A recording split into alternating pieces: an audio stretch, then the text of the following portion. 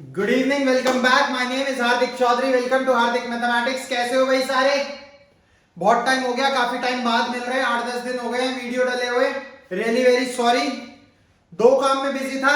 एक एग्जाम था मेरा, तो उसके लिए थोड़ा बहुत, भाई जैसे तुम पढ़ते हो अपने एग्जाम के लिए, मुझे पढ़ना पड़ता है, तो मैं पढ़ रहा था। दूसरा एक काम और था कि भाई अब 9-10 का तो कोर्स पूरा हो जाएगा, तो नेक्स्ट क्या कराना है, तो उसके लिए कुछ प्रिपरेशन कर रहे थे। वो 1 जनवरी को देखोगे आप, कुछ नया लेके आएंगे चैनल पे।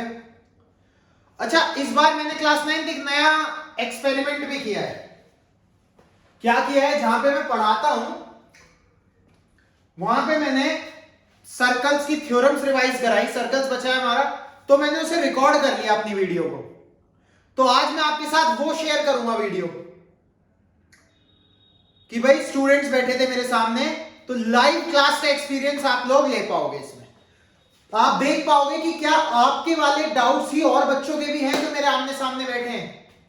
ठीक है, तो ये देख पाओगे आप। क्लियर है? देखते हैं फिर कैसा लगा आपको, ये बताना जरूर। उसके बाद एक्सरसाइज तो हम अपनी नॉर्मल यही बोर्ड इसी पे शुरू करेंगे, बट एक क्लासरूम की वीडियो डाल रहा हूं। आप लोग बताना कि अच्छी लगी या नहीं लगी। सर्कल्स की सारी थ्योरम्स विद प्रूफ इस वीडियो में आपको मिल जाएगी। क्लियर है? चलिए चलते हैं फिर क्लासरूम की तरफ।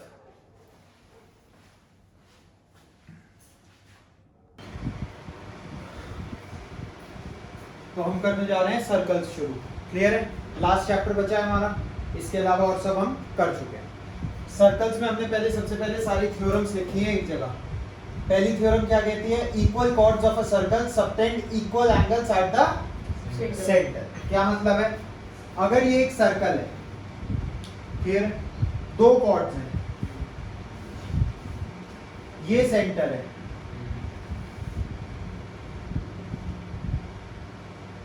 तो ये कह रहा है कि ये जो कॉर्ड है ए बी सी डी, ये कॉर्ड दिख रही है, ये यहाँ पे इक्वल एंगल सबटेंड कर रही है। कैसे बताओगे? सर वर्टिकली ऑपोजिट एंगल करो। वर्टिकली अपोजिट कहाँ है? एंगल वर्टिकली अपोजिट नहीं है बेटा ये। अगर ये कॉर्ड यहाँ पे हो जाए, फिर कॉर्ड तो कहीं भी हो सकती है ना। कॉर्ड्स इक्वल है, बस ये दिया हुआ है। सर करके दिखाओ, बताओ मत। करो प्रूफ है equal. Equal chords of a circle subtend equal angles at the centre. करिए प्रूफ।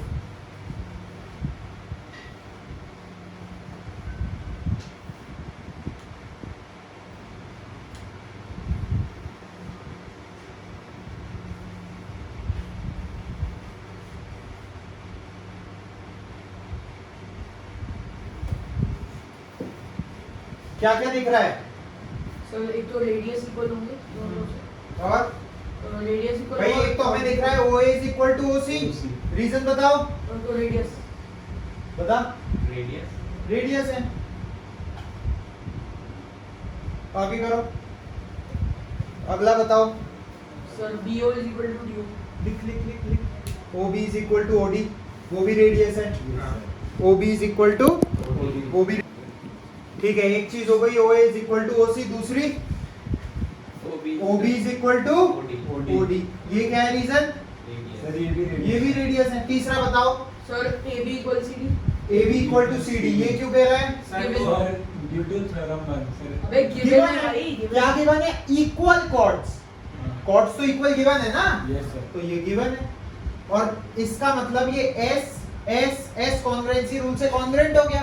अगर ये ट्रिपल S से कॉन्ग्रुएंट हो गया, तो क्या मैं इसके बाद कह सकता हूं कि angle BOA is equal to angle COD by CPCT? हां। कोई दिक्कत? No sir. नहीं सर। क्लियर है? हो गया तू? हां sir. Equal chords of a circle subtend equal angle at the centre. Angles को इक्वल प्रूव करना था, कर दिया। क्लियर? कोई दिक्कत? No sir. सेकंड थ्योरम लिखिए। वाइस वर्सा जो मैंने लिखा है उसकी जगह सेकंड थ्योरम लिखिए। क्या लिखना है? मैं बताऊं सर? बोलो। सर तो angles angles equal angles at the center are subtended by equal chords.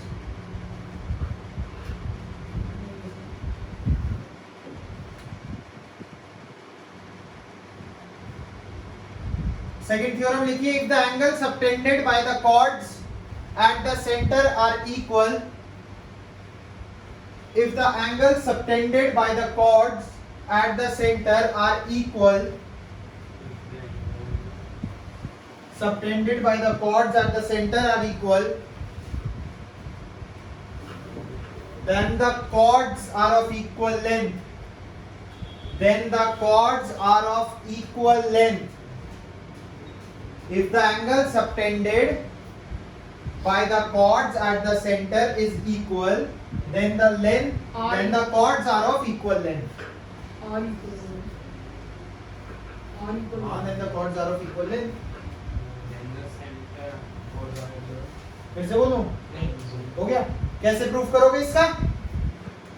इसमें इधर देखो, इसमें ये गिवन है, हाँ, तो S A S हो जाएगा, हाँ।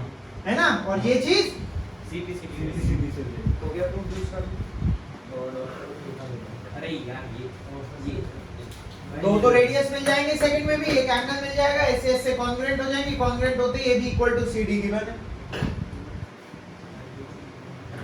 क्लियर है? यस सर ठीक है।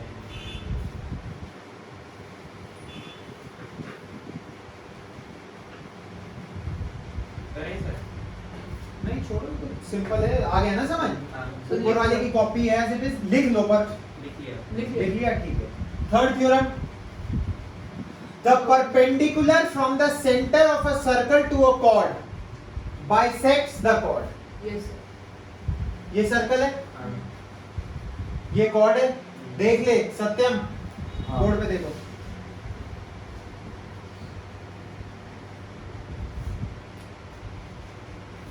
सेंटर से एक लाइन जा रही है, ये परपेंडिकुलर है, हमें बताना है कि ये इस कॉर्ड ए बी को बाइसेक्ट कर रही है। मान लो सेंटर है O, ये है C, बताओ कैसे करेंगे? RHS. बाइसेक्ट कर रही है। Sir RHS. बाइसेक्ट का मतलब क्या है? पहले दो इक्वल पार्ट्स में डिवाइड कर रही है, तो मैं कह रहा हूं कि अगर मैं इसे ज्वाइन कर दूं तो सर RHS हो जाएगा. तो क्या मैं ये कह सकता हूं OA बराबर OB? हाँ। रीजन? सर वो ये रेडी। वेरी गुड, रेडियस है सर्कल के, हाँ। क्लियर है? Yes sir. OA बराबर OB radius, yes sir. OC या यहाँ लिखते हैं OC बराबर OC, reason common, very good. और एक एंगल OCA. OCA बराबर angle OCB. 90 each, yes sir. Given है। हाँ सर। तो इससे मैं कौन से थ्योरम से कहूँ? एस RHS से भी कह सकते हैं, RHS. SS से भी कह सकते हैं, पर RHS ले लेते हैं जब हमने सीखा ही हुआ है 9th में ट्रायंगल्स। एंगल है, परपेंडिकुलर है, राइट एंगल, हाइपोटेन्यूज साइड, तो RHS कॉन्ग्रुएंसी रूल से कॉन्ग्रुएंट हो गए। अगर दोनों ट्रायंगल कॉन्ग्रुएंट हो गए तो मैं कह सकता हूँ AC बराबर CB बाय,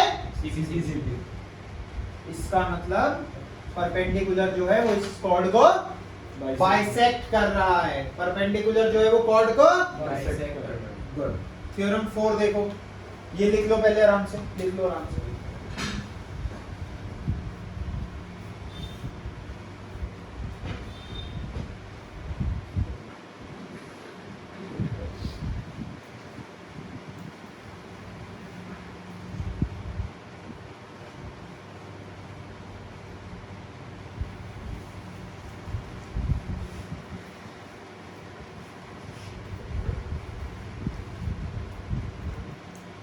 ठीक है भाई, थ्योरम 4 देखो, वाइस वर्सा लिखिए, इसकी स्टेटमेंट लिखो थ्योरम 4 की, स्टेटमेंट लिखो पहले थ्योरम 4 की। The line through the centre of a circle, line through the centre of the circle, the line through the centre of the circle which bisects the chord, the line through the center of the circle which bisects the chord is perpendicular to the chord, is perpendicular to the chord. Clear है? Yes sir, clear है? Yes sir, इसी का converse है। क्या मतलब है उसमें? AC equal to CB हो जाएगा, OA OB हो जाएगा, ये कॉमन हो जाएगा, ट्रिपल एस से कॉन्ग्रुएंसी हो जाएगी, कॉन्ग्रुएंसी हो जाएगी तो फिर कैसे करोगे? फिर सर सी को RHS, ट्रिपल एस से कॉन्ग्रुएंट हो, सॉरी ट्रिपल एस से कॉन्ग्रुएंट हो गया। उसके बाद आप कहोगे ये एंगल और ये एंगल इक्वल है by CPCT, also they form a pair of, linear pair, sorry also they form a linear pair, मतलब दोनों एंगल का सम 180 है और दोनों इक्वल भी हैं, तो एंगल कितने कितने आ जाएंगे? 90 90, तो हो गए परपेंडिकुलर बाइसेक्टर। क्लियर है? करिए। सर कन्वर्जेंस का भी प्रूफ लिखना है? नहीं,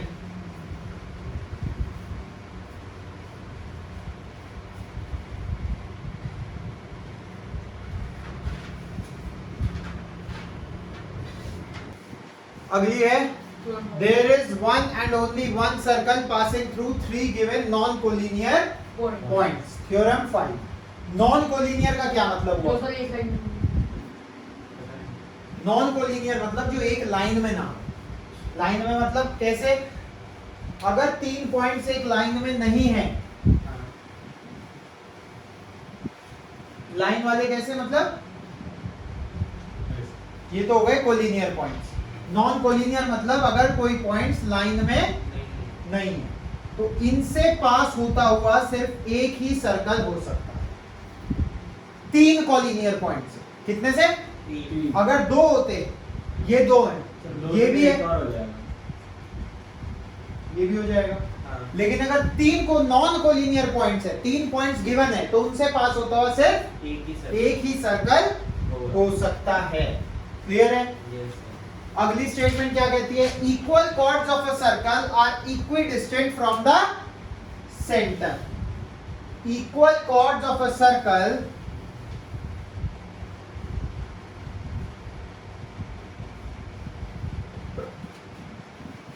सर्कल है, इसकी ये 2 कॉर्ड्स हैं, ये सेंटर है, सिर्फ ये दिया हुआ है कि इनकी जो दूरी होगी वो इक्वल। अगर ये कॉर्ड्स इक्वल लेंथ की हैं, फॉर सपोज ये AB है और ये CD है, तो इनकी जो दूरी होगी सेंटर से जितने दूर होंगे वो दूरी बराबर होगी। यही कहने का मतलब है इसका कि equal chords of a circle are equidistant from the centre से इक्विडिस्टेंट हैं इक्वल कॉर्ड्स। कोई दिक्कत? पक्का? आ गया समझ? अगला इसी का कन्वर्स है। क्या मतलब होगा? बोल के बताओ। बोलो। सर इसका होगा unequal chords of a circle are not equidistant from the नहीं center. बे कन्वर्स बेटा। सर इसका कन्वर्स है सर कि क्या बोलते हैं equidistance chords from the centre. अगर कॉर्ड्स इक्वल का अनइक्वल नहीं होता। कैसी बात कर सर मैं रहे हो पागलों वाली? सर मैं बताऊं यहाँ पे हमने क्या किया था? इससे यहाँ पे आए थे। कन्वर्स का मतलब होता है ये गिवन है और ये प्रूफ करना। सर मैं बताऊं उल्टा। मैं बताऊं एक minute. Equal chords of a circle subtend equal angle at the centre, ये करा था। हाँ। फिर हमने बाद में कह दिया था अगर एंगल्स इक्वल है तो कॉर्ड्स इक्वल होंगी। हाँ। ये थोड़ी कहा था अनइक्वल कॉर्ड अनइक्वल सेंटर।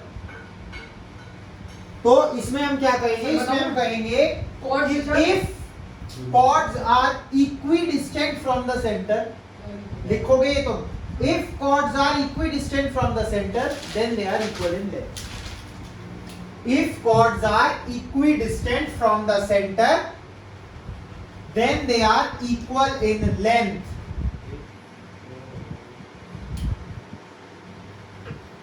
एक बार और बोल दीजिए। If chords are equidistant from the center then they are equal in length.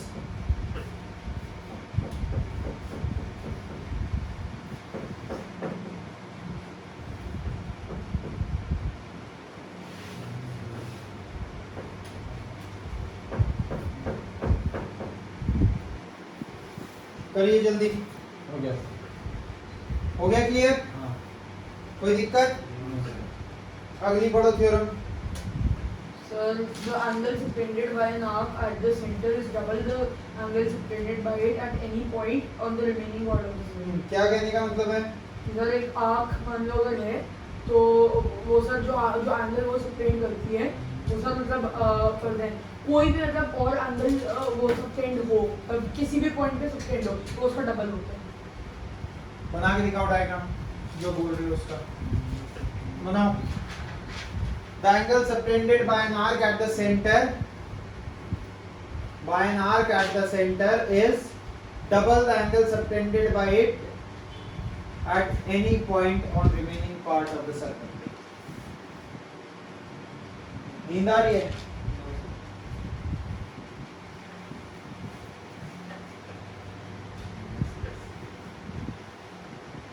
बनाओ भाई।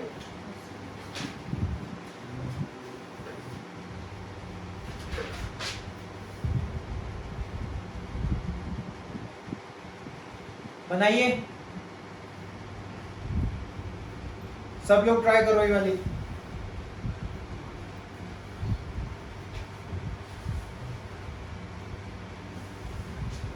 The angle subtended by an arc at the center is double the angle subtended by it at any point on the remaining part of the circle.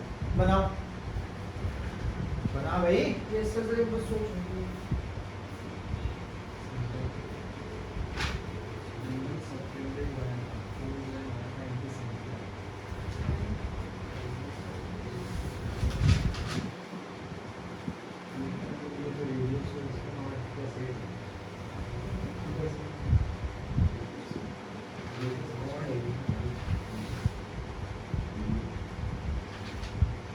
अच्छा sir समझ गया आप तो मैंने बनाई थी, आप क्या समझे? नहीं सर ये sir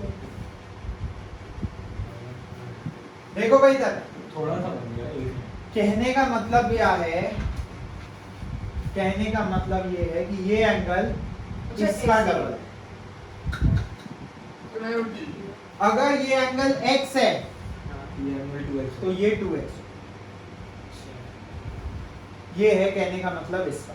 angle subtended bye an arc eight the centre is double the angle subtended bye it at any point of the circle. अच्छा ऑन सर मैंने बिल्कुल गलत समझा। अब आगे समझ आया समझ। ये याद रखना है, इसमें काफी क्वेश्चंस हो सकते हैं, एमसीक्यू बहुत आ सकते हैं आपके इसमें, एमसीक्यू बहुत आ सकते हैं इससे, और ये आगे तक काम आएगा आपको 10th क्लास तक। सर इसका भी प्रूफ है? नहीं है, तुम्हें जरूरत नहीं है, सर बता रहे हैं। है तुम्हें जरूरत नहीं है। प्रूफ है बट तुम्हें अभी जरूरत नहीं है, तुम करो जो कह रहा हूँ वो करो।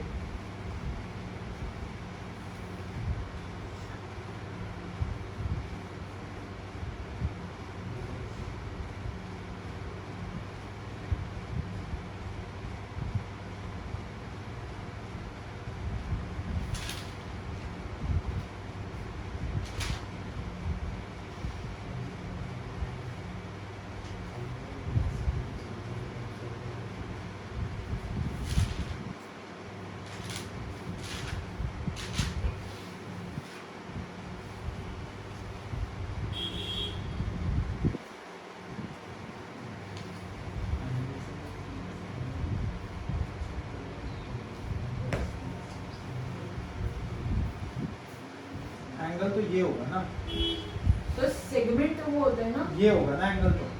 क्यों सर वो भी तो हो सकता है, वो रिफ्लेक्स वो रिफ्लेक्स हुआ ना, रिफ्लेक्स की बात नहीं कर रहे हैं, हाँ वही तो मैं भी सिर्फ मैंने ये बनाया था। रिफ्लेक्स की बात नहीं कर रहे हैं। कहाँ बनाया था?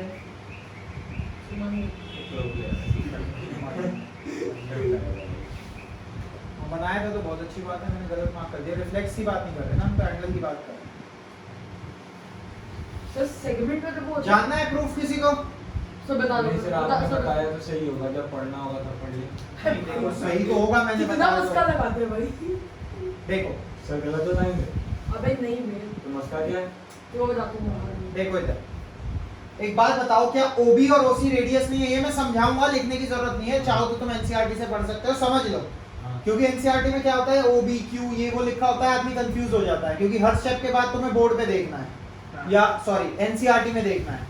फिगर में देखना है तो कंफ्यूजन बढ़ता है। यहाँ देखो ध्यान से, क्या OB और OC रेडियस है? अगर OB और OC रेडियस हैं, क्या मैं ये कह सकता हूँ कि ये एंगल और ये एंगल इक्वल होगा? Yes, sir. क्या रीजन है? Sir equal angles equal lines Angles opposite to equal sides are equal. Very good, angles opposite to equal sides are Equal. Clear है? Yes. कोई दिक्कत नहीं? तो ये एंगल और ये एंगल Equal. इक्वल है, वेरी गुड। अब क्योंकि ये दोनों एंगल इक्वल हैं, ध्यान देना, क्या मैं कह सकता हूं अगर ये x है तो ये भी x होगा, Yes. तो ये कितना होगा? X 2x. क्यों? External Sir, angle external angle का दोनों इंटीरियर एंगल का सम एक्सटीरियर एंगल के बराबर होता है। सिमिलरली अगर मैं इसे भी कह दूं तो ये दोनों भी इक्वल होंगे, होंगे, तो ये भी कितना हो जाएगा?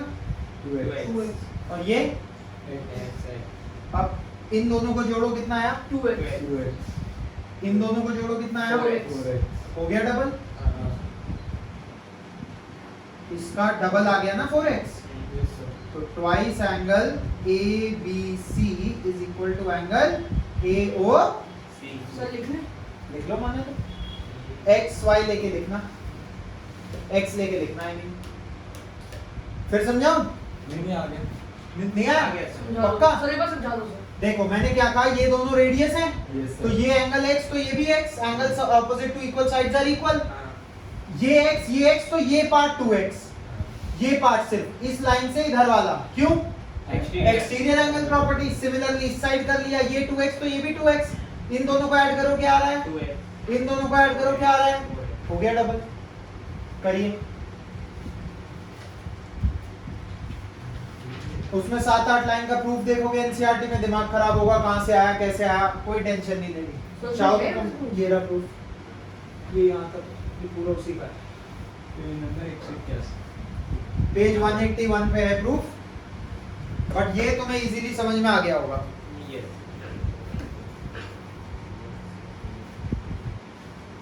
कोई दिक्कत तो नहीं हो रही इसमें? No, sir. ठीक है, करिए।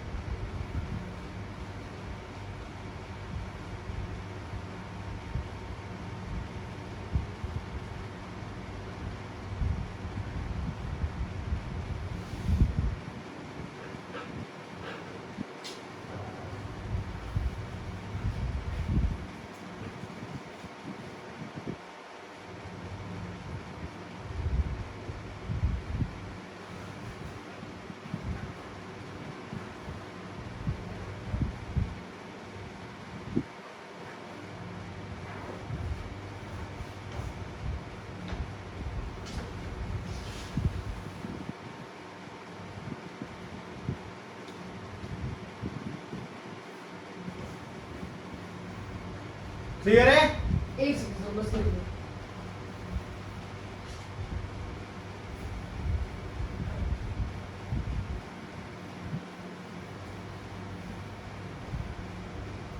कोई डाउट तो नहीं किसी को इसी में? नहीं सर बस 1 मिनट वो दिक्कत नहीं, डाउट तो नहीं ना पक्का? हाँ ना तो बोल दो। नहीं सर ठीक,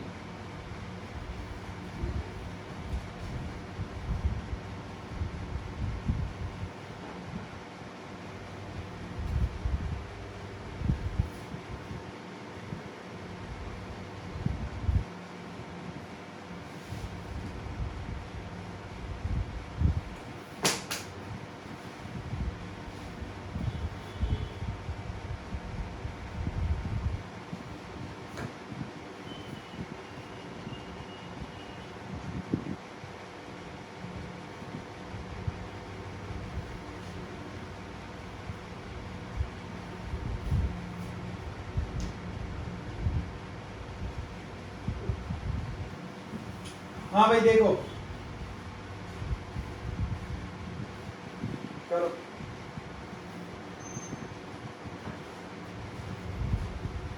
कर लो आराम से करो, समझो, फिर आगे बढ़ो। देखो इधर अब, नाइन्थ प्रॉपर्टी है, angles in the same segment of a circle are equal. Same segment के अंदर जो भी एंगल है वो इक्वल है। मुझे प्रूफ करना है ये और ये इक्वल है। अच्छा, पिछली प्रॉपर्टी में हमने कहा था ये 180 है, तो ये कितना होगा? ये होगा ये होगा सर 90। वही same exterior angle. Exterior angle बेटा, एक्सटीरियर एंगल कहां से आ गया? ये प्रॉपर्टी है। अरे एक्सटीरियर एंगल नहीं है। अरे भाई इसमें सर हाफ हमने किया था ना। एक्सटीरियर एंगल का प्रूफ था, वो एक्सटीरियर एंगल यूज करा गया था उसके प्रूफ में। प्रॉपर्टी ये है, angle subtended bye an arc at the point is double the angle subtended bye it at any point on the circle. ये इसी तरह अगर मैं इस ट्रायंगल को भूल जाऊं, ये 180 है, तो ये भी कितना होगा? 90। हो गया इक्वल टू। तो बाय यूजिंग थ्योरम 8 हम प्रूफ कर सकते हैं थ्योरम 9। ये लिखने की जरूरत नहीं है, लेकिन इससे एक चीज और डिराइव हो जाती है, एक और प्रॉपर्टी डिराइव हो जाती है। क्या होती है वो लिख लो, वो बहुत इंपॉर्टेंट है। Angle in a semi circle is, करिए, सेमी सर्कल ऐसा होगा, ये डायमीटर है, कॉमन सेगमेंट मान सकते हैं, ये एक लाइन है, ये एंगल कितना होगा? ये पूरा 180 है, तो ये कितना होगा? लिखिए,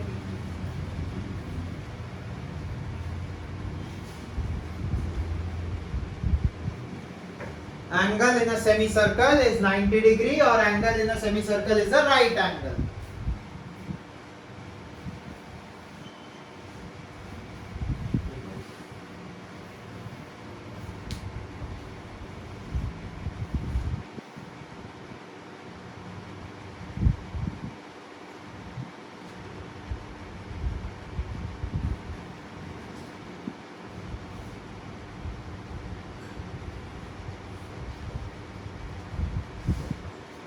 सर और तो कोई कन्वर्स नहीं है ना इसका?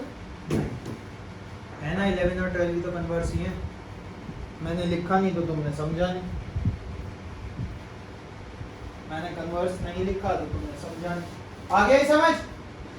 अगली प्रॉपर्टी जब किसी क्वेश्चन में यूज होगी तो मैं डिटेल में समझाऊंगा, अभी तुम एक बार उस पर नजर मार लो। इफ अ लाइन सेगमेंट, पढ़ो, line segment joining two If a line segment joining two points subtend equal. If a line segment joining two points, points है वो parts नहीं है, subtend equal angles at two other points lying on the same side of the line containing the line segment, the 4 points lie on a circle. ये अभी किसी question में use होगी तो आपको और अच्छे से समझ में आएगी। क्लियर है? Yes sir. अगली देखो, sum of either pair of opposite angles of a quadrilateral, cyclic quadrilateral is 180 degree. क्या मतलब है? ये एक सर्कल है, ये इसके अंदर कोई क्वाड्रिलेटरल है, इसके ऑपोजिट एंगल्स का सम कितना होगा? ये होते हैं opposite angle, x y w z। x plus z कितना होगा? X sir y plus w भी। ये कहने का मतलब है कि अगर एक साइक्लिक क्वाड्रिलेटरल है, मतलब अगर एक सर्कल है उसके अंदर एक क्वाड्रिलेटरल है जिसमें चारों वर्टेक्स सर्कल को टच कर रही हैं, तो ऑपोजिट एंगल्स का सम 180 डिग्री होगा। सर अगर चारों पॉइंट्स टच नहीं करेंगे तो साइक्लिक क्वाड्रिलेटरल हो गई नहीं, फिर तो कंसेंट्रिक हो जाएगा। कंसेंट्रिक मतलब सर्कल के अंदर, एक के अंदर एक। और दूसरा इसी का कन्वर्स है कि अगर सम 180 है तो हम कह सकते हैं कि ये जो एक फिगर है ये क्वाड्रिलेटरल, साइक्लिक क्वाड्रिलेटरल। क्लियर है? साइक्लिक क्वाड्रिलेटरल, सर्कल के अंदर क्वाड्रिलेटरल, साइक्लिक क्वाड्रिलेटरल। करिए,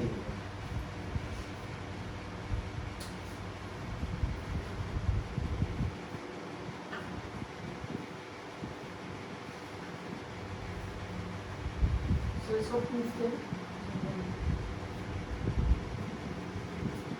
प्रूफ की अभी जरूरत नहीं है,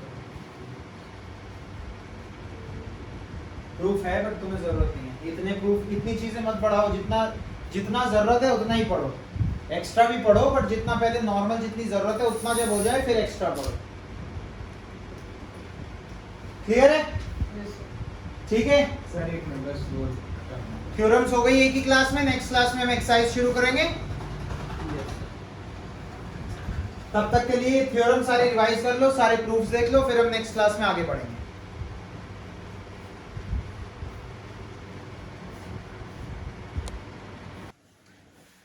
हाँ जी, तो कैसी लगी बताना जरूर। सर्कल्स की थ्योरम हो गई है जैसा कि मैंने बोला। अब next class exercise. All the very best, take care, do comment. ये जरूर बताना कमेंट करके कैसा लगा। ऐसे ही करें या फिर पहले अपना पढ़ें बाद में डाउट सेशन में, ठीक है। All the very best, take care, have fun.